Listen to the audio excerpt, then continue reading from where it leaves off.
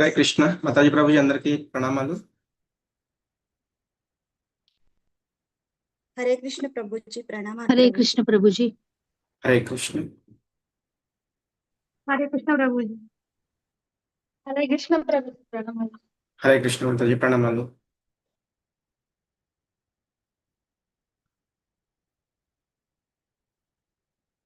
హరే కృష్ణ ప్రభుజీ. హరే కృష్ణ మాతాజీ అందరికీ హరే కృష్ణ. ఓం అజ్ఞానతిమిరాంధస్య జ్ఞానాంజనశలాకయా చక్షురున్మిళితం యేన తస్మై శ్రీ గురవే నమః. శ్రీ చైతన్యమనోభీష్టం స్థాపితం యేన భూతలే స్వయం రూపః కదా మహ్యం దదాతి స్వపదాంతికం. వందేహం శ్రీగురో శ్రీయుతపదకమలం శ్రీగురోన్ వైష్ణవాంశ్చ శ్రీరూపం సాగ్రజాతం సాగర రఘునాథాన్వితం తం సజీవం సాద్వైతం సావధూతం పరిజన సహితం కృష్ణ చైతన్య దేవం శ్రీ రాధా కృష్ణ పాదాన్ సహగణ లలితా శ్రీ విశాఖాన్వితాంశ్చ. నమ ఓం విష్ణుపాదాయ కృష్ణ ప్రేష్ఠాయ భూతలే శ్రీమతే భక్తి వేదాంత స్వామితి నామినే. నమస్తే సారస్వతే దేవే గౌరవాణి ప్రచారిణే నిర్విశేష శూన్యవాది పాశ్చాత్య దేశతారిణే.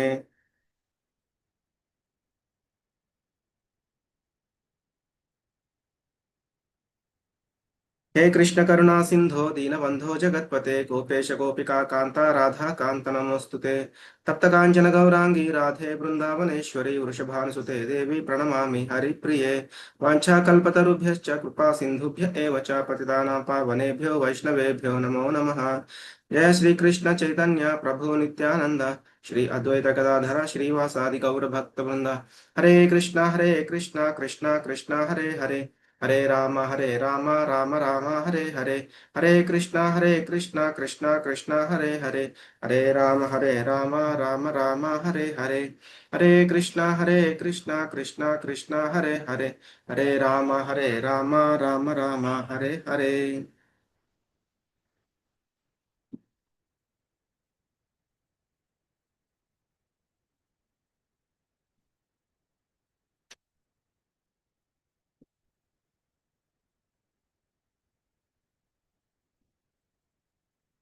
హరే కృష్ణ అందరికీ శ్రీ శ్రీ రాధా గోవింద మందిరం ఇస్కాన్ బెంగళూరు వారి తరఫున లెవెల్ 2 క్లాసులకి భగవద్గీతలో లెవెల్ 2 క్లాసులకి అందరికీ కూడా స్వాగతం. మనం ఈరోజు 2వ అధ్యాయంలో లాస్ట్ పార్ట్ అన్నమాట. ఇది చూద్దాము. నిన్న మనం 53వ శ్లోకంలో ఇది చూసాము. శృతి విప్రతిపన్నాతే యథాస్థాస్యతి నిశ్చల సమాధావచలా బుద్ధి తదా యోగమవాప్స్యసి. భగవంతుడు చెప్తున్నారు, ఎప్పుడు నీ బుద్ధి వేదములందలి మృదు మధురమైన వాక్కులచే కలతనందకుండా ఆత్మానుభూతి అనడి సమాధి అందు స్థితమగును అప్పుడు నీవు దివ్య చైతన్యమును పొందగలుగుదువు అని చెప్పారనమాట. అంటే ఎప్పుడైతే మనము ఆ వేదాలలో అంటే ఇలా చేస్తే మనం స్వర్గాలకి చేరుకోగలము, ఇలా చేస్తే పుణ్యాలు వచ్చి కొంత సుఖాలని పొందగలము అని ఏవైతే ఉంటాయో వాటి వైపు వెళ్లకుండా ఆత్మానుభూతి అంటే నేనెవరిని ఆత్మను అని దేహాన్ని కాదు అని తెలుసుకోవడము, అలా సమాధి అందు అయినచో అంటే భగవంతుని యొక్క పరమాత్మ వైపు మనం వెళ్ళడానికి ఆ సమాధి అందు స్థితమైతే అప్పుడు దివ్య చైతన్యాన్ని పొందుతావు అని భగవంతుడు చెప్పారు. దానికి ఇక్కడ అర్జునుడు అడుగుతున్నారు. అర్జున ఉవాచ స్థిత ప్రజ్ఞస్య కా భాష సమాధిస్థస్య కేశవ స్థితధి కిం ప్రభాషేత కిమాసీత వ్రజేత కిం. అర్జునుడు పలికెను, ఓ కృష్ణ, సమాధిమగ్నమైన చైతన్యం గలవాని లక్షణములు ఎట్టివి? అతడు ఎట్లు భాషించును? అతని భాష ఎట్టిది? అతడు ఎట్లు కూర్చుండును మరియు ఎట్లు నడుచును? అంటే అసలు మీరు చెప్పారు కదా సమాధి మగ్నమైన వాడు దివ్యమైన చైతన్యంలో ఉంటాడని. మరి అతని యొక్క లక్షణాలు ఏవి అంటే అతడు ఎట్లా మాట్లాడతాడు? ఇప్పుడు ఒక మూర్ఖుడు అనేవాడు ఉన్నాడు అనుకోండి. మూర్ఖుడు చూడడానికి మంచి వస్త్రాలు ధరించేసి నీట్గా తయారైపోయి చూడడానికి ఒక హుందాగా ఎట్లా కనిపిస్తున్నాడు అనుకోండి. మనం ఏమనుకుంటాం, ఇతను చాలా జ్ఞానవంతుడేమో, చాలా తెలియగలవాడేమో ఇట్లా అనుకుంటాం అనమాట. కానీ అతడు ఎప్పుడైతే మాట్లాడతాడో అర్థమైపోతుంది ఇతని దగ్గర విషయం అనేది ఏమీ లేదు, జస్ట్ ఒక మూర్ఖుల్లాగా మాట్లాడుతున్నాడని మనకి అర్థమైపోతుంది అనమాట. అందుకే అతడు ఎట్లా భాషిస్తాడు, అతని భాష ఎట్లా ఉంటుంది, అతడు ఎట్లా కూర్చుంటాడు అని, అలాగే ఎట్లా నడుస్తాడు, అతని యొక్క నడవడిక కూడా ఎలా ఉంటుంది అని అర్జునుడు అడుగుతున్నారనమాట. దానికి భగవంతుడు చెప్తున్నారు, శ్రీ భగవాను వాచ ప్రజహాతి యదా కామాన్ సర్వాన్ పార్థమనోగతాన్ ఆత్మన్యేవాత్మన తుష్టః స్థిత ప్రజ్ఞస్తదోచ్యతే.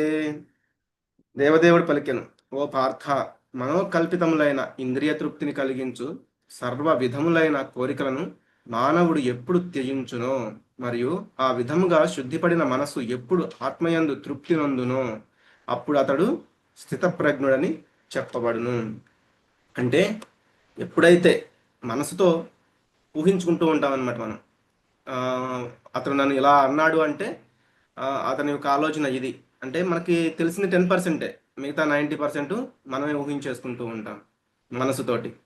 అలా ఊహించేసుకుంటూ మనం మన యొక్క ఇంద్రియ తృప్తిని కలిగించు సర్వ విధములైన కోరికలని మనం దాన్ని తీసుకోవడానికి ప్రయత్నం చేస్తూ ఉంటాం మనం. కానీ ఇక్కడ భగవంతుడు ఏం చెప్తున్నారు, అలా ఉండకూడదు, వాటిని త్యజించాలి. అట్లా ఎప్పుడైతే త్యజించి ఆ మనోకల్పితములు అలాగే ఇంద్రియ తృప్తిని కలిగించే కోరికలని ఎప్పుడైతే త్యజిస్తాడో అప్పుడు శుద్ధిపడిన మనస్సు ఏమవుతుంది, ప్యూరిఫై అవుతుంది అనమాట. అప్పుడు అతను ఆత్మయందు తృప్తి పొందుతాడు. అప్పుడు అతన్ని స్థితప్రజ్ఞుడు అని చెప్తారనమాట. ముఖ్యంగా మనకి ఇక్కడ అర్జునుడు ఒక రకంగా చెప్పాలంటే స్థితప్రజ్ఞస్య, ఆ స్థితప్రజ్ఞుడు ఎలా ఉంటాడు అని అర్జునుడు అడగడం జరిగింది. దానికి భగవంతుడు చెప్తూ ఉన్నారనమాట.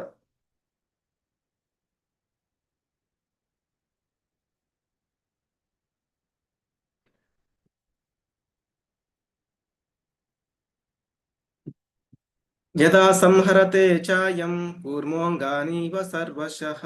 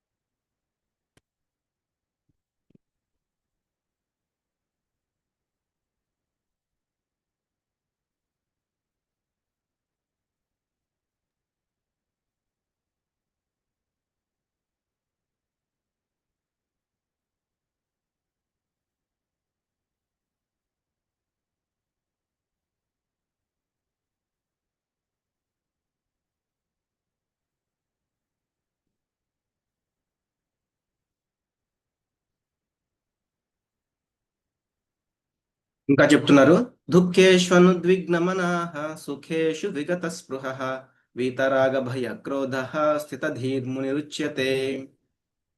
త్రివిధ తాపములందును చెలించని మనసు గలవాడును. మనం ఇంతకుముందు త్రివిధ తాపాలంటే తెలుసుకున్నాం. మనకేంటంటే ఆధ్యాత్మిక, అధి భౌతిక, అధి దైవిక అనే త్రివిధ తాపములు అనేవి ఉంటాయి. వాటి పట్ల మనస్సు చంచలం అంటే చెలింపని వాడనమాట.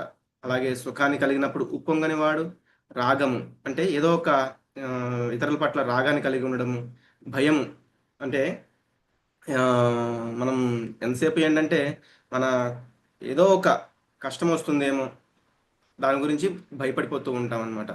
అలాగే క్రోధముల నుండి మనకి కోపం ఉండొచ్చు, కానీ క్రోధం అనేది ఉండకూడదు అనమాట. వీటి నుండి విడివడిన వాడును అగు మనుజుడు స్థిరమైన మనస్సు గల ముని అని చెప్పబడతాడు.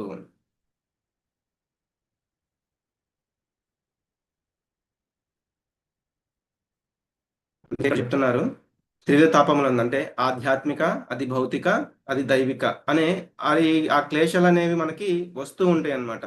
మనము అనుకోవచ్చు, మరి ఈ యొక్క బాధలు నాకే ఎందుకు వస్తున్నాయి అని. కానీ భగవంతుని పట్ల భక్తి కలిగిన వాడు ఏమనుకుంటాడంటే, ఇది ఏదైతే కష్టం వచ్చిందో నాకు ఇంతకంటే పెద్ద కష్టం రావాల్సింది, కానీ భగవంతుని యొక్క కృప ద్వారా నాకు ఈ కష్టం అనేది చాలా చిన్నగా వచ్చింది. అంటే భగవంతుడి కృప ద్వారా నేను చాలా పెద్ద పాపకార్యాలు చేసి ఉంటాను, కానీ భగవంతుడు ఏంటంటే నేను ఆయన ఒక భక్తిలో ఉన్నాను, ఆయన నమ్ముకుని ఉన్నాను, ఆయన్ని ఎల్లప్పుడూ కూడా ఆరాధిస్తూ ఉన్నాను. కాబట్టి నా మీద దయ ఉంచి భగవంతుడు నాకు ఈ త్రివిధ తాపాలు ఏవైతే ఈ క్లేశాలు ఏవైతే ఉన్నాయో వాటి నుంచి చాలా చాలా చిన్నగా కలిగించాడు తప్ప లేకపోతే నాకు ఇంకా పెద్ద నేను చేసిన పాపాలకి ఇంకా పెద్ద కష్టం అనేది నాకు రావాల్సింది అని అనుకుంటాడనమాట. కాబట్టి ఏదో ఒకటి వస్తున్నాయి, వాటి వల్ల నేను కుంగిపోవడము, లేకపోతే ఏదైనా సుఖాలు వచ్చినాయి పొంగిపోవడము అనేది ఉండకుండా ఉంటే అతడు మునిర్ ఉచ్యతే, స్థితధీర్ మునిర్ ఉచ్యతే, అతడు స్థిర నిశ్చయంతో ఉన్నట్లుగా ధీరుడై ఉంటాడని చెప్తున్నాను. యస్ సర్వత్ర నభిస్నేహః తత్తత్ ప్రాప్య శుభాశుభం నాభినందతి నద్వేష్టి తస్య ప్రజ్ఞ ప్రతిష్ఠిత. భౌతిక జగమునందు ప్రాప్తించిన మంచి చెడులను ప్రశంసించుట గాని ద్వేషించుట గాని చేయగా వాటిచే ప్రభావితుడు కానివాడు సంపూర్ణ జ్ఞానమునందు స్థిరుడై నిలుచును. మనము ప్రహ్లాద్ మహారాజును చూస్తామన్నమాట. ఆయన ఆయన తండ్రి కష్టాలకు గురి చేస్తానే ఉన్నాడు ప్రతిరోజు. ఒక రోజు తీసుకెళ్ళి నదిలో పడేయమంటాడు, సముద్రంలో పడేయమంటాడు, కొండ మీద నుంచి విసిరేయమంటాడు, పాముల చేత కరిపించండి అంటాడు, ఏనుగు చేత తొక్కించండి అంటాడు. ఇవన్నీ చేస్తున్నా కూడా వాటిని అతడు కష్టంగా భావించలేదన్నమాట. అసలు వాటి గురించి ఆయన ఆలోచించలేదు. అలాగే ద్వేషించాడు పోనీ వాళ్ళ తండ్రిని, అంటే ఉదయం లేచిన దగ్గర నుంచి నన్ను ఏదో ఒక విధంగా కష్టపెడుతూనే ఉన్నాడు, కాబట్టి ఇతను నా తండ్రే కాదు, లేకపోతే ఇతను నాశనం అయిపోవాలి, ఇట్లా ఏమీ అతని పట్ల ద్వేషం కలిగి లేడనమాట. కాబట్టి ద్వేషించడం అంటే ప్రశంసించడం లేదు వేరే వాళ్ళని, అలాగే ద్వేషించడం లేదు తన తండ్రిని. అంటే ఇదంతా కూడా భగవంతుని ద్వారా జరుగుతూ ఉంది, ఇది భగవంతుని యొక్క ప్రసాదం అన్నట్లుగానే అతడు మంచి చెడులని సమానంగా చూస్తూ ఉన్నాడు. కాబట్టి అటువంటి వాడు ఏంటంటే సంపూర్ణంగా జ్ఞానమునందు స్థితుడై నిలిచినవాడు. అందుకే అతడు ఎప్పుడైతే మళ్ళీ భగవంతుడు ఎప్పుడైతే ఆ హిరణ్యకశిపుణ్ణి వధిస్తారో అప్పుడు నా తండ్రికి ముక్తిని కలుగు చేయండి స్వామి అని అడుగుతారనమాట.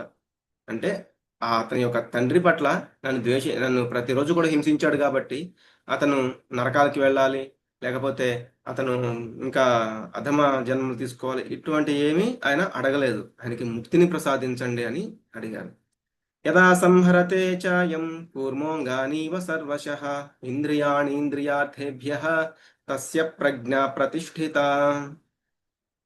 తాబేలు తన అవయవములను లోనికి ముడుచుకునే రీతి ఇంద్రియార్థముల నుండి ఇంద్రియములను మరలించువాడు సంపూర్ణ జ్ఞానమునందు స్థిరముగా ఉన్నవాడగును.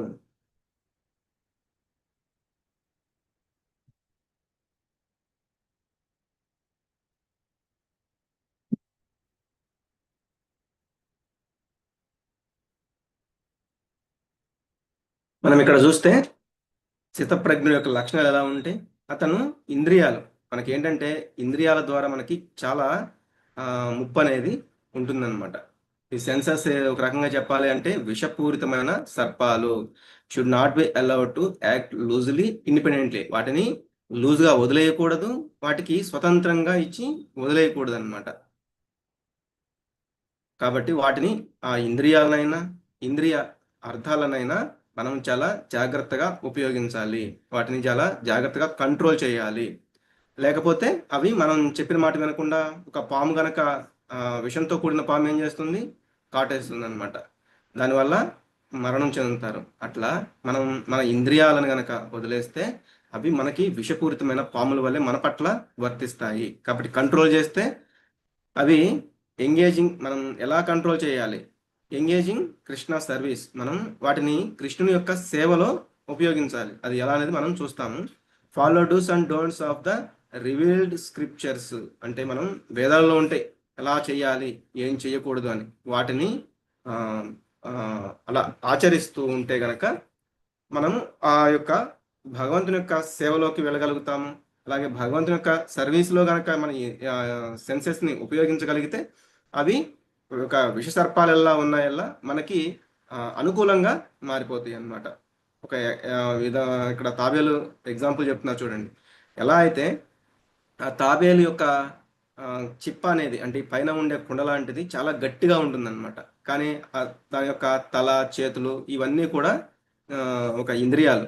అవి ఎలా అయితే తనకి ఒక ఆపద పొంచి ఉంది అని అర్థమవుతుందో వెంటనే తన యొక్క తలని చేతుల్ని అంటే కాళ్ళని అన్నిటిని కూడా ఇట్లా ముడుచుకుపోతుంది అనమాట లోపలికి. అప్పుడు దాని మీద ఏదైనా దాడి చేసినా కూడా తనకి ఏమీ కాదనమాట, అట్లా చేస్తుంది. కాబట్టి మనం కూడా ఏంటి ఆ ఇంద్రియాలు ఏవైతే ఉన్నాయో వాటికి కొన్ని కొన్ని అడుగుతూ ఉంటాయి అన్నమాట. ఎంతసేపు కూడా ఇంద్రియాలు ఏవో ఒక విషయాల పట్ల మోహాన్ని చెంది ఇంకా ఇది తీర్చు అది తీర్చు అన్నట్లుగా మనసుకి సంకేతాలు అనేవి పంపిస్తూ ఉంటాయి అన్నమాట.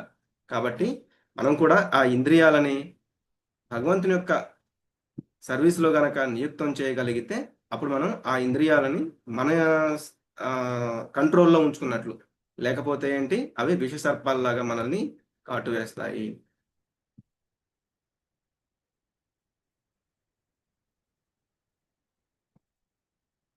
కానీ ఇంద్రియాలను కంట్రోల్ చేసుకోవడం చాలా కష్టం. అందుకే దానికి ఇంకా చెప్తున్నారు, విషయావి నివర్తంతే నిరాహారస్య దేహినః రసవర్జం రసోప్యస్య పరం దృష్ట్వా నివర్తతే. దేహధారిని ఇంద్రియ భోగం నుండి నిగ్రహించినప్పటికీ ఇంద్రియ వస్తువుల రుచి మిగిలి ఉంటుంది. కానీ అధిక అభిరుచిని అనుభవించడం ద్వారా అలాంటి కలాపాలను విడిచి అతను చైతన్యంలో స్థిరపడతాడు. అంటే మనం ఏంటి ఈ దేహంలో ఉన్నాం కాబట్టి ఇంద్రియ భోగం నుంచి మనం నిగ్రహించినప్పటికీ కూడా, అంటే ఆ ఇంద్రియ కోరికల నుంచి మనం కంట్రోల్ చేసుకోవడానికి ఎంత ప్రయత్నించినప్పటికీ కూడా ఇంద్రియ వస్తువుల రుచి మిగిలే ఉంటుంది. అప్పుడేమవుతుంది, అది మనల్ని మళ్ళీ పతనం చెందేలాగా చేస్తుందన్నమాట. అందుకే ఏం చెప్తున్నారు, అధిక అభిరుచిని అనుభవించడం ద్వారా, అంటే ఉన్నతమైన దాన్ని కోరుకోవాలి. అంటే ఏదైతే అల్పమైనవి చాలా తక్కువ అయినవి ఉన్నాయో వాటిని వదిలిపెట్టి మనం పెద్ద దానిలోకి వెళ్ళడానికి, అంటే సపోజ్ ఇప్పుడు మనం ఒక చిన్న గుడిసెలో ఉంటున్నాం అనుకోండి, ఎవరైనా వచ్చి మీరు ఇక్కడ చాలా ఇబ్బంది పడుతున్నారు, మేము ఒక మంచి అపార్ట్మెంట్లో ఫ్లాట్ ఇస్తాము అన్నారు. కాబట్టి అది ఉన్నతమైందే, కాకపోతే దాంట్లో ఏమన్నా ఇంద్రియ భోగాల గురించి ఆలోచిస్తే అది తప్పు. కానీ మీరు ఇంకా అక్కడికి వెళ్తే ఇంకా చాలా భక్తి చేసుకోవచ్చు, మీకు ఉన్నతమైన వసతులు ఉంటాయి అక్కడ, మీకు టైం ఇంకా చాలా ఈజీ అవుతుంది. అంటే సపోజ్ మనం ఇక్కడ ఉంటే ఎక్కడెక్కడి నుంచో నీళ్ళు తెచ్చుకోవాలి, ఎక్కడెక్కడి నుంచో ఆ పరికరాలను తెచ్చుకొని మనం ఇక్కడ ఇబ్బంది పడాల్సి వస్తూ ఉంటుంది. కానీ ఎక్కడైనా ఒక మంచి ఫ్లాట్ ఇస్తామన్నారు అనుకోండి, మనం అక్కడికి వెళ్తే ఇంకా మనకి అన్ని వసతులు చాలా బాగా ఉంటాయి అన్నమాట. అలాగే మనకి చిన్నప్పుడు ఏంటి సైకిల్ అనేది అడుగుతూ ఉంటాము. కానీ ఎప్పుడైతే మనకి సైకిల్, బైక్, ఇట్లా కారు, ఇట్లా అన్నీ, అంటే ఆ అల్పమైన వాటి మీద ఎప్పుడైతే ధ్యాస పోతూ ఉంటుందో మనం ఉన్నతమైన దాని వైపు వెళ్తూ ఉంటామన్నమాట. అట్లా మనం కృష్ణ చైతన్యంలో గనక ఉండగలిగితే అప్పుడు ఈ ఇంద్రియ భోగం నుంచి, ఇంద్రియార్థాల నుంచి కూడా మనం బయటపడవచ్చు. ఎందుకు అంటే మనం ఇంద్రియాలను నిగ్రహించుకోవడం చాలా కష్టం, కానీ ఆ ఇంద్రియాలను భగవంతుని యొక్క సేవలో వినియోగించవచ్చు. అందుకే మనం చూసాము అంబరీష్ మహారాజ్ అన్నమాట. అంబరీష్ మహారాజు ఏం చేస్తారు, ఆయన యొక్క చేతుల్ని భగవంతుని యొక్క మందిరాలని క్లీన్ చేయడంలో ఉపయోగిస్తారు. ఆయన యొక్క పాదాలని ఆ మందిరాలు, అంటే యాత్రలు ఉంటూ ఉంటాయి, భగవంతుని యొక్క మందిరానికి వెళ్ళడానికి ఇట్లా యూజ్ చేసేవాళ్ళు అనమాట. అలాగే ఆయన యొక్క ముక్కునేమో భగవంతునికి సంబంధించిన తులసి దళాలని ఆగ్రాణించడంలో, అంటే వాసన చూడడంలో ఆయన వినియోగించేవాళ్ళు. అలాగే కళ్ళు భగవంతుని యొక్క అర్చా విగ్రహాలు, స్త్రీమూర్తులని దర్శించడానికి. అలాగే నాలుక భగవంతునికి అర్పించిన ప్రసాదాన్ని తీసుకోవడానికి ఆయన యూజ్ చేసేవాళ్ళు అనమాట. ఇట్లా ప్రతి ఒక్క ఇంద్రియము కూడా భగవంతుని యొక్క సేవలో వినియోగించేవాళ్ళు. కాబట్టి అప్పుడేమవుతుంది, మనకు అది ఈజీ అవుతుంది. ఇంద్రియాలను నిగ్రహించడం చాలా కష్టం, కానీ ఇంద్రియాలని చిన్న, అంటే చాలా తక్కువ టేస్ట్ నుంచి హయ్యర్ టేస్ట్కి మనం వినియోగించడం చాలా ఈజీ అవుతుంది అనమాట. దాని ద్వారా ఏమవుతుంది, ఆటోమేటిక్గా మనకున్న ఈ ఇంద్రియ భోగ విషయాలు అన్నీ కూడా తగ్గిపోతాయి అని చెప్తున్నారు. యతతో హ్యపి కౌంతేయ పురుషస్య విపశ్చితః ఇంద్రియాణి ప్రమాథీని హరంతి ప్రసభం మనః. ఓ అర్జున, ఇంద్రియములు ఎంత బలవత్తరమైనవి, కల్లోలమైనవి అంటే వివేకం కలిగి స్వీయ నియంత్రణ పాటించే సాధకుని మనసును కూడా బలవంతంగా లాక్కొని పోగలవు. ఈ పిక్చర్ చూస్తే మనకి అర్థమవుతుంది. ఇవి 5 కూడా మన జ్ఞానేంద్రియాలు, గుర్రాలు లాంటివి అనమాట. ఈ గుర్రమేమో కన్ను, ఈ గుర్రమేమో ముక్కు, ఈ గుర్రమేమో చెవి అంటే వినడము, ఈ గుర్రమేమో స్పర్శ, ఈ గుర్రమేమో జిహ్వ, నాలుక. ఎలా అయితే వాళ్ళేంటి, ఇప్పుడు మనకి ఉన్న ఒక పెద్ద ఇప్పుడున్న ఈ రోజుల్లో చాలా పెద్ద మనకి గండం అలాంటిది, ఇది ఫోన్ అనమాట. మన చేతిలో ఉంటుంది, మనం చూడకూడదు అనుకుంటాము, ఓపెన్ చేసి ఏదేదో చూస్తూనే ఉంటాం అనమాట. మంచి విషయం కోసమే ట్రై చేయవచ్చు ఫస్ట్, కానీ మన యొక్క చూపు ఎటేటో తీసుకెళ్ళిపోయి అట్రాక్ట్ అయిపోతూ ఉంటుంది. సపోజ్ ఒక ఒక పెద్ద రోడ్డు మీద ఒక పెద్ద వ్యూ ఉంది అనుకోండి, అంటే హోర్డింగ్స్. మనకి పక్కనే ఏదైనా భగవంతుని యొక్క దృశ్యాలు కనపడుతూ ఉంటాయి, ఏదైనా ఫోటో ఉండొచ్చు చిన్న చిన్న గోడల మీద, కానీ మన చూపు ఆ అట్రాక్ట్ అయ్యే వాటి మీదకి వెళ్ళిపోతూ ఉంటుంది. అక్కడ ఒక మొబైల్ గురించో లేకపోతే ఏదైనా ఒక సోప్ గురించో ఏదో ఒక అడ్వర్టైజ్మెంట్ ఉంటుంది, కానీ దానికి సంబంధం లేని ఫోటో పక్కన ఉంటుంది అనమాట. కానీ మన యొక్క చూపు వాటి మీదకి వెళ్ళిపోయి ఎటేటో మరలిపోతూ ఉంటుంది. అలాగే మనం కూడా ఫోన్లో ఓపెన్ చేస్తాం, స్టార్టింగ్లో ఒక మంచి విషయం గురించే ఓపెన్ చేయవచ్చు, కానీ తర్వాత ఆ మనసు అనేది ఓకే ఇది పక్కన పెట్టేసి నెక్స్ట్ ఇంకొక వీడియో చూడు, తర్వాత ఇంకొక వీడియో చూడు, ఇట్లా ఇట్లా ఎటేటో తీసుకెళ్ళిపోతుంది అనమాట. అలాగే ముక్కు, వాసన. అంటే ఫస్ట్ మనం భగవంతుని యొక్క ఆ, తులసి దళాలని, భగవంతునికి అర్పించిన తులసి దళాలని వాసన చూస్తే మనకి ఆ యొక్క ముక్క అనేది మన కంట్రోల్లోకి వచ్చేస్తూ ఉంటుంది. కానీ అలా కాకుండా ఏదేదో పక్క నుంచి ఇంకా మంచి మంచి అంటే ఘాటైన స్మెల్స్ ఏవేవో వస్తున్నాయి, వాటి వైపు వెళ్ళిపోతే అది తీసుకోవాలనే కోరిక అనేది కలుగుతూ ఉంటుంది. ఇంకా చెవి, మనం గనక భగవంతుని యొక్క కథ, భగవంతుని యొక్క కీర్తన, వీటికి సంబంధించిన విషయాలను వింటూ ఉన్నాం అనుకోండి, మనకి భగవంతుడే మనలోకి ఆ, వస్తూ ఉంటారనమాట. అలా కాకుండా చాడీలు, మనకి అర్థం లేని, అలాగే మనకి అవసరం లేని ఏవేవో మన చెవుల్లోకి ఎక్కించడానికి చూస్తూ ఉంటారు. మనం అటు వెళ్ళిపోయాము అంటే ఈ చెవిలో నుంచి వింటూ ఉంటాము, ఇంకొకరికి చెప్పాలి మళ్ళీ దాన్ని. అట్లా మన యొక్క టైం అంతా కూడా వేస్ట్ అయిపోతూ ఉంటుంది అనమాట. అలాగే స్పర్శ, ఇందా చెప్పుకున్నాము, భగవంతుని యొక్క మందిరాలని క్లీన్ చేయడంలో, భగవంతుని మందిరాలకు వెళ్ళడంలో ఆయన యొక్క ఇంద్రియాలన్నిటి కూడా వినియోగించాడు. కానీ మనమేమో ఏవో ఒక కామ కోరికల పట్ల ఈ యొక్క స్పర్శని వినియోగించేస్తూ ఉంటాము. నాలుక, మనం భగవంతుని ప్రసాదం తీసుకోవడానికి యూజ్ చేసామనుకోండి, వేరే ఇతరమైన అల్పమైన ఆ యొక్క రుచులు ఏవైతే ఉన్నాయో మనం వాటిని కోరుకోమన్నమాట. అలా కాకుండా దాన్ని వదిలేసాము అంటే ఆ ఒక ఒక ఒక అంటే 2 క్షణాలు ఆ నాలుక యొక్క స్పర్శ, అంటే మనకి ఉదరంలోకి అంటే పొట్టలోకి ఎప్పుడైతే వెళ్ళిపోతుందో ఏదైనా కూడా భగవంతుడు లోపల జఠరాగ్ని రూపంలో ఉండి అరిగించేస్తూ ఉంటాడు. కానీ ఆ నాలుక కొంచెం సేపు టేస్ట్ కోసం మనం ఆ నాలుక మీదే ఉండే 2 నిమిషాల, 2 సెకండ్ల, 2 క్షణాల దానికోసం అది తినాలి, ఇది తినాలి, ఇంకా ఏదో ఒకటి మాట్లాడాలి, ఇట్లా వినియోగించేస్తూ ఉంటాం అనమాట. కాబట్టి ఈ యొక్క ఇంద్రియాలు అనేవి ఒక గుర్రాలు లాంటివి. ఆ గుర్రాలని కంట్రోల్ చేయడం చాలా కష్టం. అందుకే దానికి పగ్గాలు అనేవి ఉంటాయి. ఆ పగ్గాలు ఏంటి అంటే మనసు అనమాట. కాబట్టి ఆ మనసు ఇంద్రియాలని నిగ్రహించాలి. అలా నిగ్రహించలేకపోతే అవి వాటి ఇష్టం వచ్చినట్లుగా వెళ్ళిపోతూ ఉంటాయి. చూడండి ఎంత క్రూరంగా, కోపంగా ఉన్నాయన్నమాట. అవి కంట్రోల్ చేయడానికి, మనసు కంట్రోల్ చేయడానికి ప్రయత్నం చేస్తున్నా అవి వాటి ఇష్టం వచ్చినట్లు వెళ్ళిపోతూ ఉంది. కానీ మనసు కూడా ఒక్కొక్కసారి, ఈ పగ్గాలు కూడా కంట్రోల్ తప్పి లాక్కెళ్ళిపోతూ ఉంటాయి అన్నమాట ఇంద్రియాలు. అప్పుడు మనసు ఏమవుతుంది, వీటికి తలొగ్గిపోతుంది. ఆ మనసు, ఈ ఇంద్రియాలు ఏం చెప్తే అవి చేసేస్తూ ఉంటుంది అనమాట. కాబట్టి ఆ మనసు ఎప్పుడైతే కంట్రోల్ తప్పిందో అప్పుడు బుద్ధి అనేది అంటే ఆ పగ్గాలు పట్టుకున్న వ్యక్తి, ఆ బుద్ధి అనేది ఏదైతే ఉందో వాటిని కంట్రోల్ చేయాలి. అప్పుడే ఆ రథం అనేది సాఫీగా వెళ్ళగలుగుతుంది. అలా కాకుండా బుద్ధి అనేది ఆ పగ్గాలు కనుక వదిలేస్తే ఇంకా ఆ బుద్ధి అనుకున్న చోటికి కాదు, ఇవి ఎటు పడితే అటు లాక్కెళ్ళిపోయి ఆ రథం కూడా విరిగిపోయే ఛాన్స్ ఉందన్నమాట. కాబట్టి మనం ఆలోచించాలి, ఈ యొక్క మన బుద్ధిని చాలా జాగ్రత్తగా వినియోగించాలి, మనసుని కంట్రోల్ చేస్తూ ఉండాలి. ఎందుకు అంటే మనసు చంచలమైనది, అటు ఇటు వెళ్ళిపోతూ ఉంటుందన్నమాట.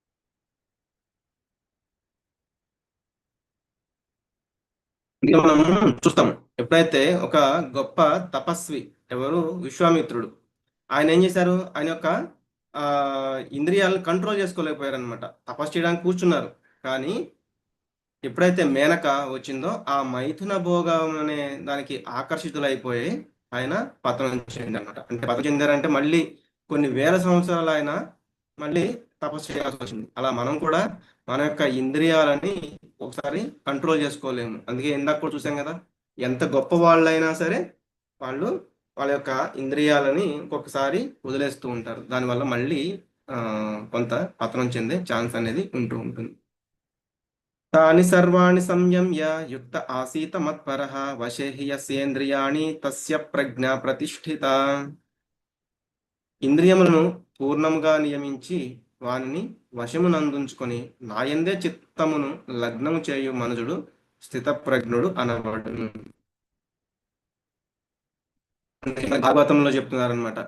సవై మన కృష్ణ పదారవిందయో వచాంసి వైకుంఠ గుణాను వర్ణనే కరౌ హరేర్మందిరమార్జనాదిషు శృతిం చకారాచ్యుత సత్కథోధయే ముకుందలింగాలయ దర్శనే దృశౌ తద్భృత్య గాత్ర స్పర్శేంగ సంగమం ఘ్రాణంచ తత్పాద సరోజ సౌరభే శ్రీమత్తులస్య రసనాం తదర్పితే పాదౌ హరే క్షేత్ర పదాను సర్పణే శిరో హృషీకేశ పదాభివందనే కామం చ దాస్యేన తు కామకామ్యయ యథోత్తమ శ్లోక జనాశ్రయారతి.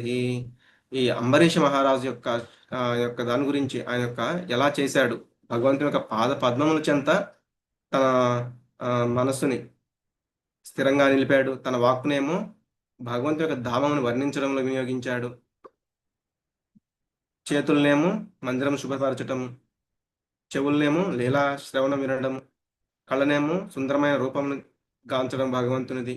అలాగే దేహమేమో ఇంకొక భక్తుల యొక్క దేహాన్ని సృష్టించడంలో, అలాగే ముక్కునేమో పుష్పములు తులసి యొక్క సుగంధమును ఆస్వాదించడంలో, తన జిహ్వనేమో భగవంతునికి అర్పించిన తులసి దళం రుచి చూడడము, భగవంతుని యొక్క ప్రసాదాన్ని స్వీకరించడంలో ఉపయోగించాడు. ఆయన యొక్క పాదములేనేమో భగవంతుని యొక్క మందిరాలకి తీర్థస్థలాలకి ప్రయాణించడానికి వినియోగించాడు. అలాగే తన శిరమును ఋషికేశుని పాదపద్మములకు మొక్కుటయందు, అలాగే తన కోరికలన్నిటికీ కూడా ఉత్తమ శ్లోకుడు ఎవరంటే భగవంతుడు. అతని యొక్క కోరికలను అంటే అతను ఏదైతే చెప్పాడో వాటిని వినియోగించడంలో ఆయన సంపూర్ణంగా వృద్ధి చెందాడు అనమాట. కాబట్టి అతన్ని మత్పర భక్తునిగా చెప్తున్నారు ఇక్కడ.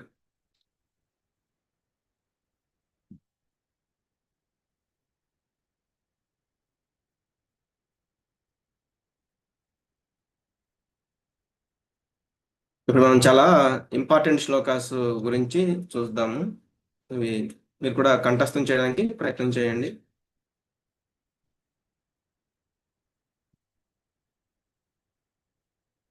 ధ్యాయతో విషయాన్ పుంసః సంగస్తేషుపజాయతే సంగాత్ సంజాయతే కామః కామాత్ క్రోధోభిజాయతే. ఎప్పుడు ఇంద్రియ విషయాల గురించే ఆలోచించే వాడికి వాటి మీద ఆసక్తి బాగా పెరుగుతుంది. ఆసక్తి వల్ల కోరికలు పుడతాయి, కోరికలు కోపం కలుగజేస్తాయి. క్రోధాద్భవతి సమ్మోహః సమ్మోహాత్ స్మృతి విభ్రమః స్మృతి భ్రంశాత్ బుద్ధినాశో బుద్ధినాశాత్ ప్రణశ్యతి. కోపం మూలంగా అవివేకం పెరుగుతుంది, అవివేకం వల్ల మరుపు, మరుపు వల్ల బుద్ధి నశించడం, బుద్ధి నాశనం చెందడం వల్ల బుద్ధి నాశనం వల్ల తానే నశించడం జరుగుతుంది. ముందుగా ఇక్కడ ఏం చెప్తున్నారు? ధ్యాయతో విషయాన్ పుంసః. మనము ఒక్కొక్కసారి ఏదో ఒక విషయం గురించి ఆలోచిస్తూ ఉంటాము. ఇక్కడ చూడండి, ఇతను ఒక స్త్రీని చూశాడు అనమాట. తర్వాత ఏమైంది అంటే ఎక్కువగా ఇక ఆలోచిస్తూ ఉన్నాడు. ఎప్పుడు ఇంద్రియ విషయాల గురించి ఆలోచించే వాడికి వాటి మీద ఆసక్తి పెరుగుతుంది. ధ్యాయతో విషయాన్ పుంసః. ఎప్పుడైతే ఇది ఇంద్రియ భోగం అనమాట, అంటే ఇందాక మనం చెప్పుకున్నాం కదా లోయర్ టేస్ట్, దీని గురించి ఎక్కువగా ఆలోచిస్తూ ఉంటే ఆసక్తి వల్ల కోరికలు పుడతాయి. సంగస్తేషుపజాయతే సంగాత్ సంజాయతే కామః. అది కామంగా మారుతుంది ఆసక్తి వల్ల. అంటే ఎలా?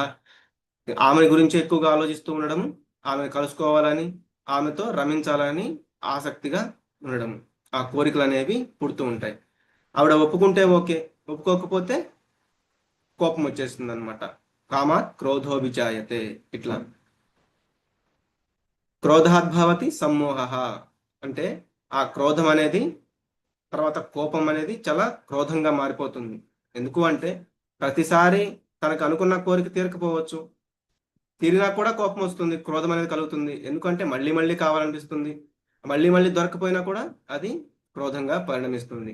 క్రోధాద్భవతి సమ్మోహ, కోపం మూలంగా అవివేకం కలుగుతుంది. ఎందుకు? మోహం కలిగి ఏం చేయాలో ఏం చేయకూడదో తెలుసుకోలేరు. సమ్మోహాత్ స్మృతి విభ్రమ, ఆ మోహం వల్ల స్మృతి అంటే ఆ మరుపు అనేది కలుగుతుంది.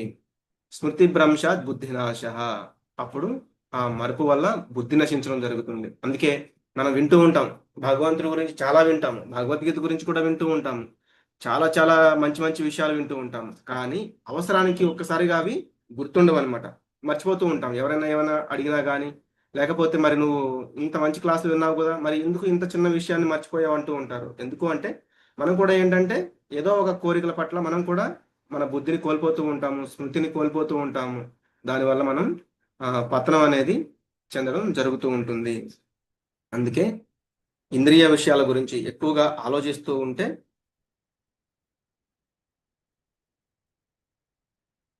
ఒక్క నిమిషం.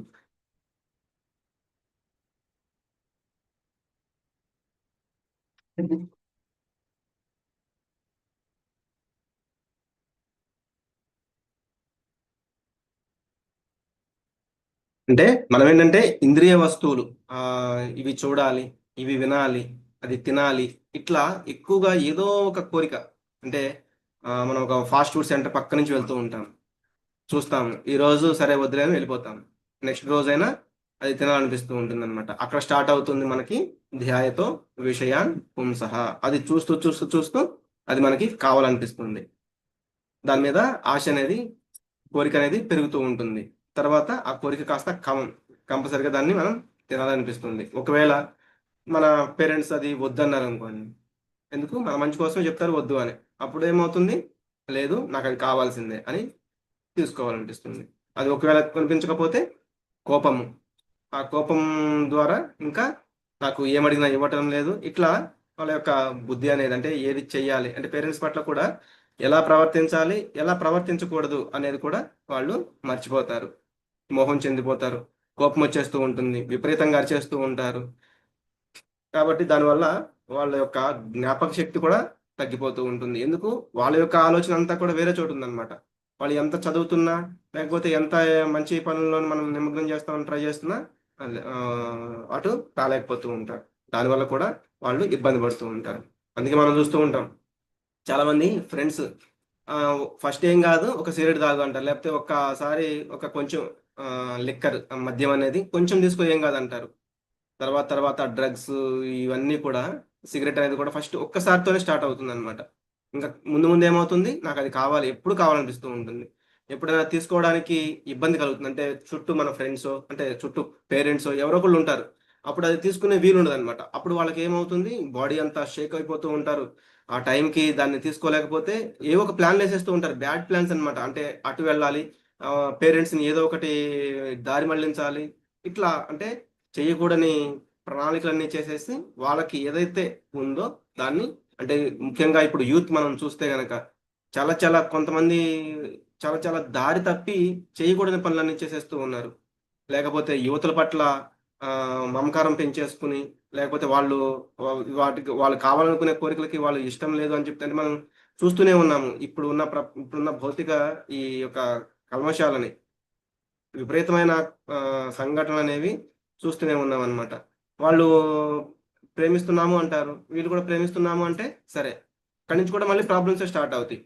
నాతోనే మాట్లాడుతూ ఉండాలి, నాతోనే తిరగాలి నువ్వు, ఇట్లా. ఒకవేళ ప్రేమించట్లేదు అంటే వాళ్ళని ఏదో ఒకటి చేసేయడం అనమాట. ఎందుకు? కోపం పెరిగిపోతుంది, జ్ఞానం అనేది తగ్గిపోతుంది, ఏం చేయాలో ఏం చేయకూడదో అనే ఈ యొక్క బుద్ధి అనేది నశించిపోతుంది. ఇవన్నీ కూడా చాలా చాలా ఎగ్జాంపుల్స్ మనము ఈ శ్లోకాలకి చూడొచ్చు అన్నమాట.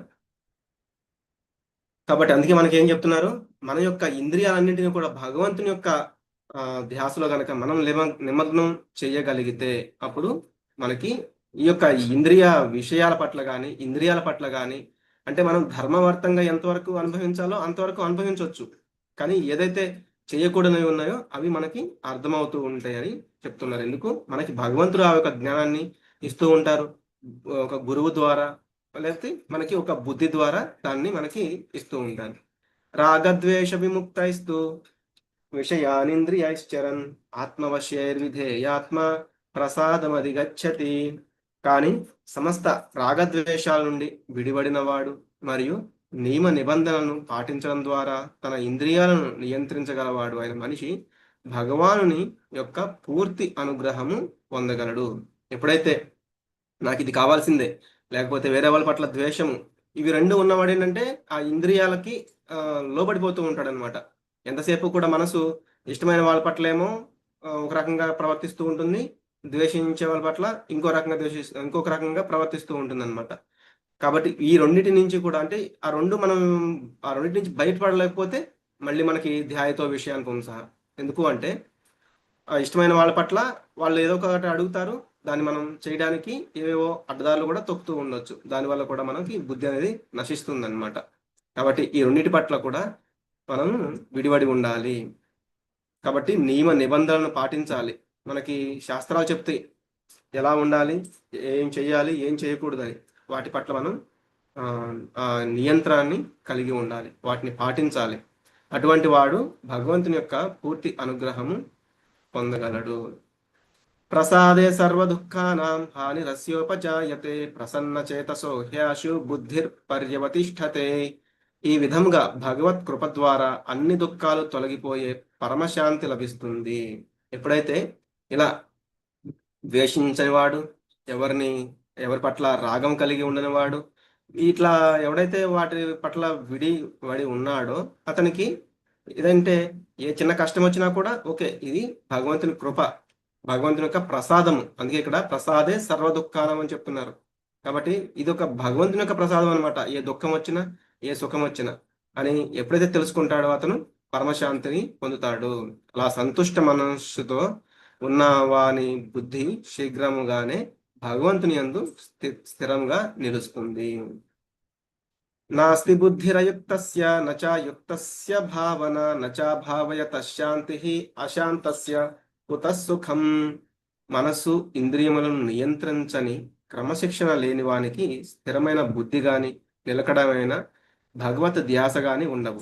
అవి లేని వాడికి శాంతి ఉండదు. మనశ్శాంతి లోపించిన వాడు సంతోషంగా ఎలా ఉండగలడు? ఇప్పుడు ఇంద్రియాలు ఏవేవో కోరుకుంటున్నాయి అనమాట, వాటికి క్రమశిక్షణ అనేది లేదు. అప్పుడు ఏం చేస్తుంది? మనసు వాటికి ఏదో రీతి అది ఇచ్చేయడం మొదలు పెడుతుంది అనమాట. ఏం కాదులే, ఈ ఒక్కసారికి ఇవ్వు, ఈ ఒక్కసారికి వదిలేసాయి అని బుద్ధికి చెప్తూ ఉంటుంది. అట్లా మనసు గనక మన నియంత్రణలో లేకపోతే అప్పుడు స్థిరమైన బుద్ధి కూడా కలగదు. ఎందుకు అంటే బుద్ధిని కూడా మేనేజ్ చేసేస్తూ ఉంటే ఇంద్రియాలు మనసు కలిపేసి, అప్పుడు వారికి భగవత్ ధ్యాస అనేది ఉండదు. అందుకే మనం ఇంత ముందు కూడా చూసాం, గుర్తుందో లేదో ఈ స్టోరీ. ఒక రాజు ఏం చేశాడు, అతని యొక్క రాకుమారుడు చెప్పిన మాట వినట్లేదు, చాలా పాడైపోతున్నాడు అనమాట. అతను ఏం చేశాడు, ఒక గురువు దగ్గర పంపించాడు, ఒక ఆశ్రమానికి. మీరు ఒక కొడుకుకి మంచి బుద్ధులు నేర్పించండి అని. ఇతను వెళ్తూ వెళ్తూ ఏం చేశాడు, అక్కడ ఒక వంట చేసేవాడిని కూడా తీసుకెళ్ళాడు. ఎందుకు అంటే ఆశ్రమం అనగానే అక్కడ ఏవో ఒక దుంపలు వాటిని వీటిని వండి పెడుతూ ఉంటారు. కానీ ఇతనికి ఏంటంటే మంచి మంచి ఆహారాలు అనేవి కావాలి. అంటే మంచి మంచివి అంటే అతని యొక్క నాలుకకి రుచిగా ఉండే ఆహారాలు అనేవి కావాలి. అందుకే అతను చేస్తాడు, ఆ వంటవాడికి చెప్తూ ఉంటే నాకు నువ్వు పిజ్జాలు చేసి పెట్టు, బర్గర్లు చేసి పెట్టు, ఇటువంటివి అనమాట. కానీ గురువు చెప్తాడు రాజుకి, ఇట్లా అయితే కష్టము, మీ కొడుకు వంటవాడి తెచ్చుకున్నాడు, మేము ఇక్కడ పెట్టే ఆహారం తీసుకోవడం లేదు. కాబట్టి మనకి ఏదైతే లోపలికి వెళ్తూ ఉందో అదే బయటకు వస్తూ ఉంది, అదే బయటకు వస్తుంది. కాబట్టి మీరు ఇట్లా కనుక వదిలేస్తే మీ కొడుకుని, అంటే అతను వంటవాడికి చెప్పి అతనికి ఏవైతే కొంత సుఖాలను లేకపోతే ఆ యొక్క జిహ్వా చాపల్యం కోసం ఏవైతే తినడానికి తయారు చేసుకుని తింటున్నాడో అవి వెళ్ళినంత కాలం అతనికి అటువంటి ఇంద్రియాల పట్లే మమకారం అనేది ఉంటుంది. అతను దారిలోకి రాడు అని చెప్తాడు అనమాట. వెంటనే రాజు ఏం చేస్తాడు, వంటవాడికి చెప్తాడు, నువ్వు నా కొడుకు మాట వినొద్దు, గురువు ఏం చెప్తే అది విని ఇతనికి అదే వండి పెట్టు అని. నెక్స్ట్ డే ఏమవుతుంది, గురువు చెప్పినట్లుగా అతను సాత్వికమైన ఆహారాన్ని వండి పెడతాడు. రాజకుమారుడికి రాజసికమైన ఆహారం కావాలి, అతను అదే అడుగుతాడు, తామసికమైనవి రాజసికమైనవి. వంటవాడు చెప్తాడు, ఇది నాట్ అలౌడ్, గురువు చెప్పారు ఇదే అని. కాబట్టి వెంటనే తను దారిలోకి వస్తాడు అనమాట, మెల్లమెల్లగా.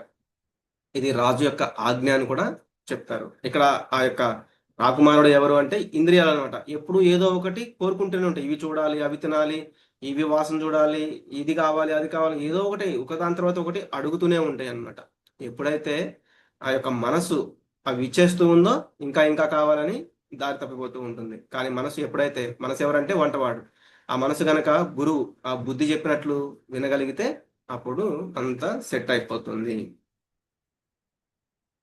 ఇంద్రియాణం హి చరతాం యన్మనోను విధీయతే తదస్య హరతి ప్రజ్ఞాం వాయుర్నావమి వాంభసి. ఎలాగైతే బలమైన గాలి నీటిలో నావను దాని దిశ నుండి పక్కకు నెట్టివేస్తుందో, ఏ ఒక్క ఇంద్రియము పైన గాని మనసు కేంద్రీకృతమైనచో అది బుద్ధిని హరించి వేస్తుంది. ఇప్పుడు ఒక సముద్రంలో ఒక నావ అనేది వెళ్తూ ఉందన్నమాట. బాగా విపరీతమైన గాలి వచ్చేసింది అనుకోండి, దాన్ని పక్కన నెట్టేస్తూ ఉంటుంది. ఆ ఎటు గాలి వస్తే ఇటు గాలి వస్తే అటు పక్కకి, అటు గాలి వస్తే ఇటు పక్కకి నెట్టుకుని వెళ్ళిపోతూ ఉంటుంది అనమాట. అలాగే మనకి ఇందాక 5 గుర్రాలాగా చూసాం ఇంద్రియాలని.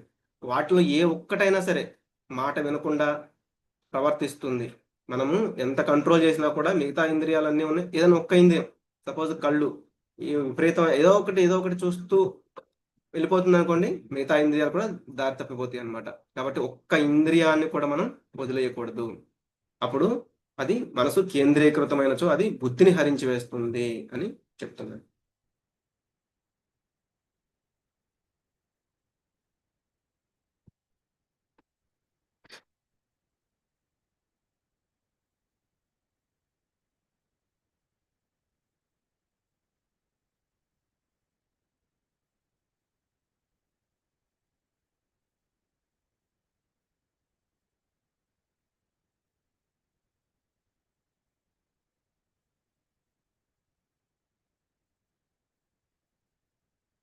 కాబట్టి ఇంద్రియములన్నీయును శ్రీకృష్ణ భగవాను దివ్యమైన సేవ యందు నియుక్తములై ఉండవలను. ఒక్క ఇంద్రియము భోగానుభవంలో ఉన్నను అది భక్తుని ఆధ్యాత్మిక పురోగమన మార్గము నుండి దారి మళ్లించగలదు.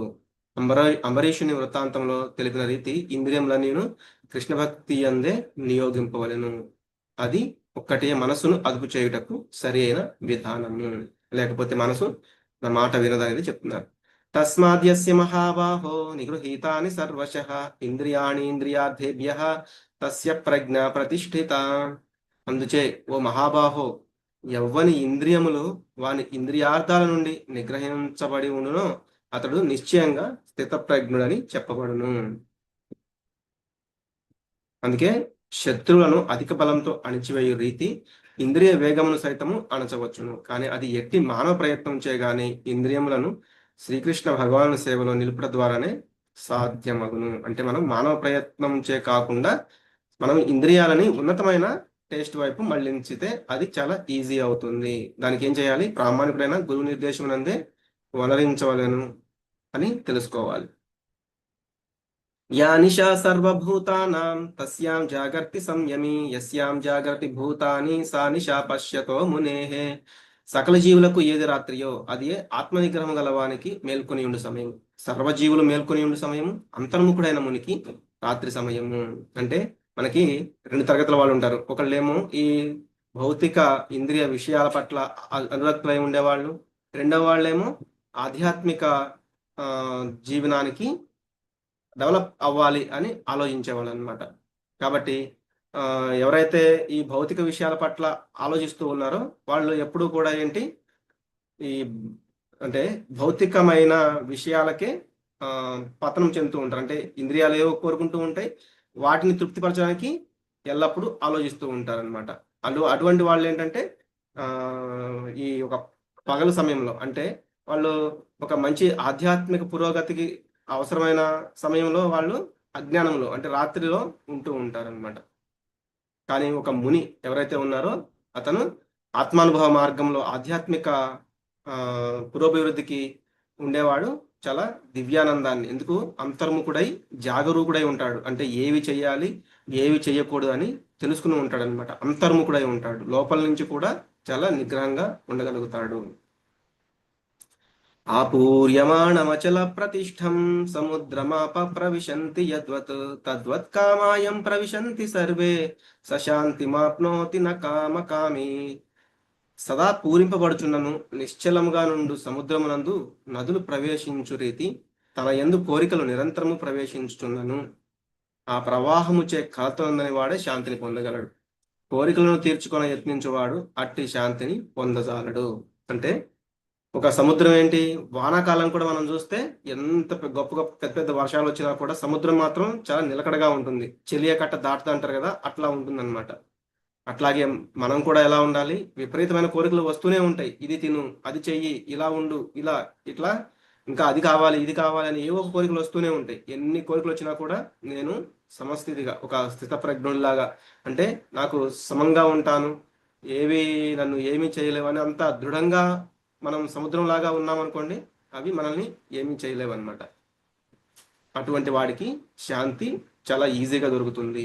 కానీ కోరికలను తీర్చుకొని యత్నించేవాడు, ఆ యొక్క కోరికలు ఏవో వస్తూ ఉన్నాయి వాటిని తీర్చుకోవాలని ఎంతసేపు ఆలోచించేవాడు శాంతిని పొందలేడు. ఎందుకు, ఎన్ని కోరికలు మనం తీర్చుకుంటున్నా కూడా సపోజ్ మనకే అనిపిస్తూ ఉంటుంది, ఇప్పుడు ఇది తినాలి, అది అయిపోయిన తర్వాత ఇంకోటి తినాలి, లేదు ఇప్పుడు ఈరోజు ఇంత సంపాదించాము, రేపు ఇంతకంటే ఎక్కువ సంపాదించాలి, ఇట్లా వస్తూనే ఉంటాయి అన్నమాట. ఆ కోరిక అనే ప్రవాహానికి అడ్డుకట్ట అనేది ఉండదు.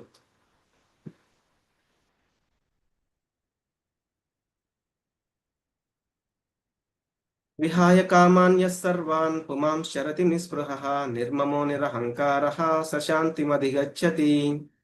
ఇంద్రియ భోగానుభవ కోరికలన్నింటినీ త్యజించి నిష్కామునిగా జీవించు మమకారము మరియు మిథ్యాహంకారమును వదిలిపెట్టిన వాడు మాత్రమే నిజమైన శాంతిని పొందగలడు. ఎందుకు అంటే ఇంద్రియ భోగానుభవం అంటే మాత్రాస్పర్శాస్తు కౌంతేయ శీతోష్ణ సుఖ దుఃఖదాహ, ఆ ఇంద్రియ అనుభూతి అన్నమాట. అదంతా కూడా కాసేపు సుఖంగా అనిపిస్తూ ఉంటుంది, కాసేపు దుఃఖంగా అనిపిస్తూ ఉంటుంది. అదంతా కూడా ఇంద్రియ భోగానుభవం మాత్రమే.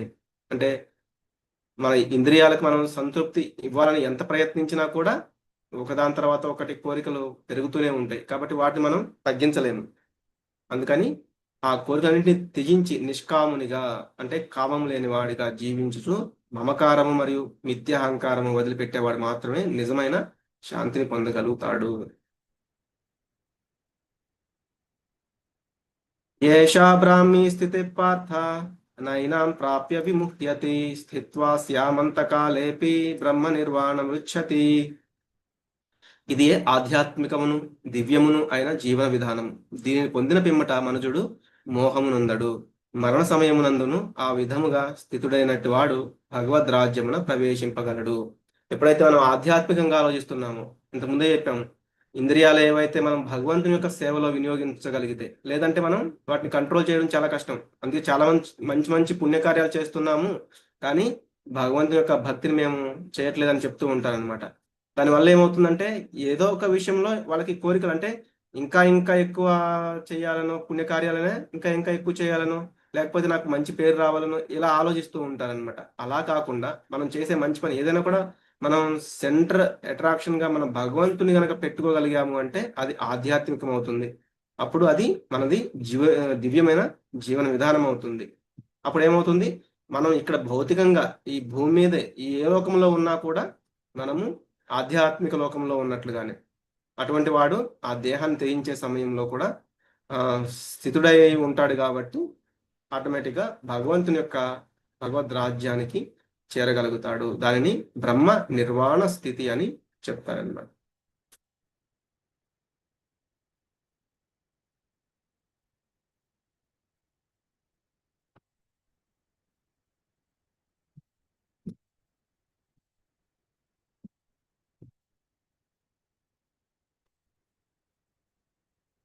అందుకే ఇక్కడ మనం చూస్తే కనుక ఈ ఇంద్రియాలన్నింటినీ కూడా మనం భగవంతుని యొక్క సేవలో వినియోగించగలిగితే, అంటే మనం ఈ ఇంద్రియాధీశుడు ఎవరు, శ్రీకృష్ణుడు. కాబట్టి ఆ ఇంద్రియాల యొక్క కర్మలను కూడా మనం భగవంతుని యొక్క సేవలో వినియోగించగలిగితే అవి మనల్ని అటు ఇటు లాక్కెళ్లకుండా మన యొక్క కంట్రోల్లో, అంటే మనసు కంట్రోల్ అవుతుంది, బుద్ధి కూడా కంట్రోల్ అవుతుంది. అందుకే మనకు చెప్తారు మనత్రాయతే మంత్ర అని. అంటే మంత్రము అంటే ఇది మంత్ర అని. అంటే మంత్రము అంటే ఏంటి అంటే మనస్సుని ఒక పెద్ద ప్రమాదం నుంచి రక్షించేదన్నమాట. అందుకే మనత్రాయతే ఇది మంత్ర. మనం నిన్న కూడా చూసాము 40వ శ్లోకంలో స్వల్పమప్యస ధర్మస్య త్రాయతే మహతో భయాత్. ఆ మహతో భయాత్ అంటే ఇక్కడ ఆ మహతో అంటే పెద్ద కష్టం నుంచి కూడా మనల్ని కాపాడుతుంది. త్రాయతే అంటే కాపాడుతుంది అనమాట. అలాగే ఆ మంత్రము అనేది కూడా మనల్ని పెద్ద కష్టం నుంచి, ఈ యొక్క పెద్ద పతనం చెందే అవస్థ నుంచి మనల్ని కాపాడుతుంది.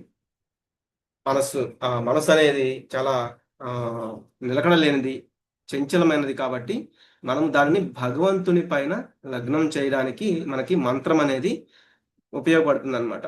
అందుకే మనకి కలిసంతరణ ఉపనిషత్తులో చెప్తున్నారు, హరే కృష్ణ కృష్ణ కృష్ణ హరే హరే, హరే రామ రామ రామ హరే హరే అని.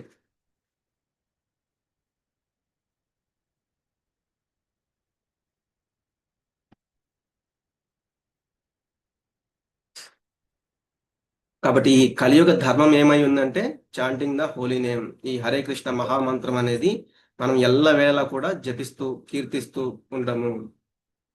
అప్పుడు మన మనసు అనేది మన యొక్క కంట్రోల్లో ఉంటుంది. మనం తెలుసుకోవాలి, we are not this body, we are spirit souls. Happiness and sadness comes and goes, మాత్ర స్పర్శాస్తు కౌంతయ్య. అవి వచ్చిపోతూ ఉంటాయి అన్నమాట. ఆగమా పాయినో, అవి ఆగం వస్తూ ఉంటాయి, పాయినో పోతూ ఉంటాయి. We should surrender to Krishna, always chant Hare Krishna and be happy. Hare Krishna Krishna Krishna Hare Hare, Hare Rama Rama Rama Hare Hare. Iti Shodashakam Namnam Kalikalmashanashakam Nata Parataropaya Sarva Vedeshu Drishyate. సకల వేదాలన్నీ వెతికినా కూడా ఈ కలియుగ విషపూరిత ప్రభావాలను రూపుమాపుటకు 16 పేర్లు కలిగిన ఈ హరే కృష్ణ మహామంత్ర జపము కన్నా వేరే తరుణోపాయము కానరాదు. ఇది కలిసంతరణ ఉపనిషత్తులో 4 ముఖాలున్న బ్రహ్మదేవుడే దీన్ని చెప్పడం జరిగింది అనమాట. కాబట్టి మీ అందరూ కూడా జపించండి, హరే కృష్ణ కృష్ణ కృష్ణ హరే హరే, హరే రామ రామ రామ హరే హరే. వాంఛాకల్పతరుభ్యశ్చ కృపా సింధుభ్య ఏవ చ పతితానాం పావనేభ్యో వైష్ణవేభ్యో నమో నమః. అంతకోటి వైష్ణవునికి జై. మనం ఈ 2వ అధ్యాయంలో గీత అనేది చూడడం జరిగింది. జీ అంటే గురువు అనమాట. ఎప్పుడైతే అర్జునుడు నేను ఇంకా అనిశ్చయమైన స్థితిలో ఉన్నాను, ఇంకా మీరు గురువుగా ఉండి నేను మీకు శిష్యుణ్ణి, అలాగే శరణాగతి పొందుతున్నాను. ఆ శరణాగతికి కూడా మనకి కొన్ని నిబంధనలు అనేవి చూసాము. మన యొక్క వీక్నెస్ ని మనం ఒప్పుకోవాలన్నమాట. ఇది నా యొక్క వీక్నెస్, దీనిని అధిగమించలేకపోతున్నా అని మనం గురువుకి చెప్తే దానిని ఎలా ఓవర్కమ్ చేయాలో, ఎలా అధిగమించాలో గురువు చెప్తారనమాట. అది మనం మొదటి 10 శ్లోకాల్లో చూసాము. తర్వాత భగవంతుడు చెప్పడం మొదలు పెట్టారు గీతాసారం. అందులో ఆత్మజ్ఞానం అనేది 11వ శ్లోకం నుంచి 30వ శ్లోకం దాకా పూర్తిగా ఆత్మజ్ఞానం. ఏదైతే అర్జునుడు జాలి, పాపము వీటి చెప్పారో వాటికి నువ్వు ఓన్లీ దేహాన్నే వధిస్తున్నావు తప్ప ఆ ఆత్మలకి నువ్వు ఏమీ చేయలేవు. ఎందుకు? ఆత్మ తడపలేరు, అగ్ని చేత మండించలేరు, వాయు చేత ఆర్పివేయడము దానికి సాధ్యం కాదు, నీటితో కూడా అది తడవదని చెప్పారనమాట. కాబట్టి ఆత్మ అనేది ఎప్పుడూ కూడా ఉంటుంది. ఈ కష్టాలు సుఖాలు అనేవి కూడా వస్తూ ఉంటాయి, పోతూ ఉంటాయి. వాటిని మనం ఓర్చుకోవాలి. దేహానికి సంబంధించింది కానీ ఆత్మకి అది ఏమీ ఉండదు అని కూడా చెప్పారనమాట. అలాగే దేహం అనేది పుడుతూ ఉంటుంది, నశిస్తూ ఉంటుంది. ఈ యొక్క ఆత్మ ఇంకొక దేహంలోకి వెళ్ళి దానిని వృద్ధి చేస్తూ ఉంటుంది అనమాట. ఇదంతా కూడా 11 నుంచి 30వ శ్లోకం వరకు మనం చూసాము. ఐ అంటే ఐడెంటిఫికేషన్ అనమాట. అంటే నువ్వు ఎవరు అనేది, అంటే మనం ఎవరు అనేది మనం తెలుసుకోవాలి. జిఐ తర్వాత టి అంటే 2 ధర్మాస్ అనేవి మనకు ఉన్నాయి, నిత్య ధర్మము, స్వధర్మము. కాబట్టి అర్జునుడు క్షత్రుడిగా తన యొక్క స్వధర్మాన్ని నిర్వర్తించాలని చెప్తున్నారు. అలాగే సనాతన ధర్మం, నిత్య ధర్మం అయిన భగవంతుని యొక్క భక్తిలో కూడా మనం నిలిచి ఉండాలి అనేది మనం 31 నుంచి 38, 39 శ్లోకాల దాకా స్వధర్మం అనేది చెప్పారు. అక్కడి నుంచి 53వ శ్లోకాల దాకా బుద్ధి యోగాన్ని, అంటే మన యొక్క నిత్య ధర్మాన్ని కూడా మనం ఎలా ఉండాలి, ఏం చేయాలి అనేవి చెప్తూ, అందులోనే అర్జునుడి యొక్క ప్రశ్నలకి నాకు పాపం వస్తుంది అంటే దానికి చెప్పారు, నువ్వు క్షత్రియుడు కాబట్టి హతోవా ప్రాప్స్యసి స్వర్గం జిత్వావా భోక్షసే మహీం. అంటే నువ్వు క్షత్రుడిగా ఇక్కడ మరణిస్తే, ఆ దేహాన్ని త్యజిస్తే నువ్వు స్వర్గలోకాలకి వెళ్తావు. కాకపోతే యుద్ధంలో గెలిచావు, నువ్వు రాజ్యాన్ని భోగించవచ్చు అని చెప్పారు. తర్వాత బుద్ధి యోగాన్ని, అక్కడ ఈ వేదాలకి, అంటే ఆయన అడిగారు ఈ పిండోదక క్రియలు ఆగిపోతాయి, అధర్మం ప్రబలిపోతుంది, వర్ణ సంకరం అవుతుంది, కులధర్మాలు నాశనం అవుతాయి. ఇవన్నీ కొన్ని సంస్కారాలు అనేవి చెప్పారనమాట. అవి అటువంటి మధురమైన వాక్కులకి నువ్వు లొంగ అవసరం లేదు. వీటికి అతీతమైన భగవద్ జ్ఞానాన్ని నువ్వు తెలుసుకుంటే గనక నువ్వు వాటిని ఆచరించినా కూడా ఇవన్నీ చేసిన వాడివే అవుతావని కూడా చెప్పడం జరిగింది. దాని తర్వాత GITA ఆత్మానందం అనమాట. ఆత్మానందంలో రమించేవాడు ఎలా ఉంటాడు, అటువంటి వాడి యొక్క లక్షణాలు ఏంటి అని అర్జునుడు అడిగాడు. స్థితప్రజ్ఞుడు ఎలా ఉంటాడు అని అతని గురించి లక్షణాలను చెప్తూ భగవంతుడు ఎలా ఉండకూడదు, ఇంద్రియాలను ఎలా నిగ్రహించుకోవాలి, వాటికి ఉదాహరణగా తాబేలు ఎలా అయితే తన యొక్క ఇంద్రియాలను ముడుచుకుంటుందో ఇటువంటి ఎగ్జాంపుల్స్ తో సహా ఆ నావ, సముద్రంలో ఉండే నావ కూడా ఎలా అయితే విపరీతమైన గాలి వచ్చినప్పుడు అటు ఇటు కదిలి వెళ్ళిపోతూ ఉంటుందో, అలాగే మన యొక్క ఒక్క ఇంద్రియాన్నైనా మనం వదిలేస్తే మన యొక్క నావ కూడా అటు ఇటు వెళ్ళిపోతుంది. స్థిరంగా ఉండాలి అంటే మనం అన్నిటినీ చాలా మన కంట్రోల్లో పెట్టుకోవాలి. అంటే వాటిని నిగ్రహించుకోవడం చాలా కష్టం కాబట్టి వాటిని భగవంతుని యొక్క సేవలో గనక మనం వినియోగించగలిగితే అది సాధ్యమవుతుంది అనేది చెప్పడం జరిగింది.